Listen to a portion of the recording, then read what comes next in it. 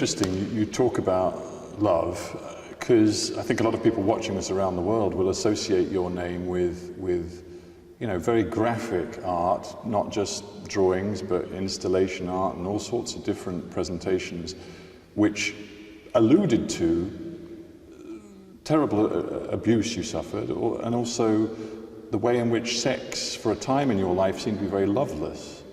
And correct me if I'm wrong, but I wonder if that's, your attitude to sex has changed. Yeah, my attitude is, as I said, I'm a woman, nearly 50. Any woman watching this will know exactly what I'm talking about. I don't have sex anymore. Sex is gone, it's closed, it's a closed subject.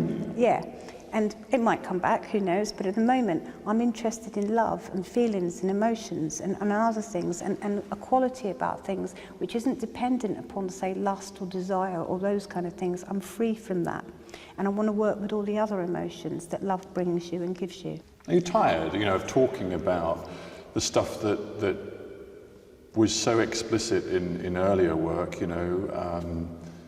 the failed relationships and the rape you suffered when you were very young? No, I don't have failed relationships anymore because I don't have relationships. Do you see what I mean? I'm ahead of my game, definitely. My priority at the moment is my work, and about where it's going to from here and how I can develop it and what I can do. I still have all those subject matters that I work with, and I still work with them, but maybe in a different kind of way or in a more in-depth way, or maybe I've exhausted doing it in one way. This sort of screaming adolescent girl hasn't got any more energy left. Now I've got to sort of sit down and think, well, what have I got? What can I work with? What I can work with now, it really is my hands and my knowledge and my information of the visual arts and my love of art history. When you talk about the scream that was in some of the earlier stuff, I wonder how you feel about it now. Do you look back at it and you think, for example, one of the most famous works, The Bed, My Bed, which was this sort of disheveled bed which had all the signs of sort of, sexual relationship. It had the mess around the bed. It was so personal and so brutal and so sort of honest.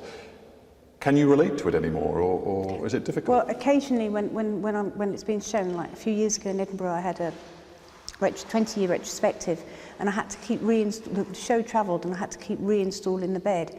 And every time I did it, every time I had to take a deep breath, because it was like really throwing myself back into the past, into a place which I would never ever be now. I'd never have a bed like that. I can't even believe that I lived like that. But it was part of me, and part of me which I accept. I don't have any regrets about anything that I've done or anything that I've created. And the bed was a seminal piece of art which a lot of people recognise and identify with. So, I'm really pleased that the bed exists in the world.